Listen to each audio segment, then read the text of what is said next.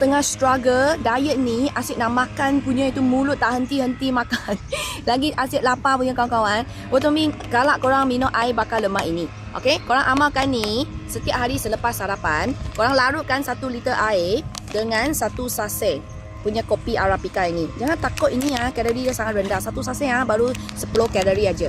And then korang larut dengan air mineral biasa lah, air biasa lah, air filter semua 1 liter you minum selepas you sarapan kan. You start minum sampai pukul 12. You setiap hari minum you akan rasa you punya sarapan yang tadi you makan tu dia tahan kenyang. Lepas tu you tak rasa nak makan sepanjang hari. Bukan saja bagi you rasa kenyang lama, tak nak makan, lagi dia bagi bertenaga sepanjang hari dan boleh kuatkan dan sihatkan jantung dengan otak kita. Bagi kita turn on bakar lemak metabolik.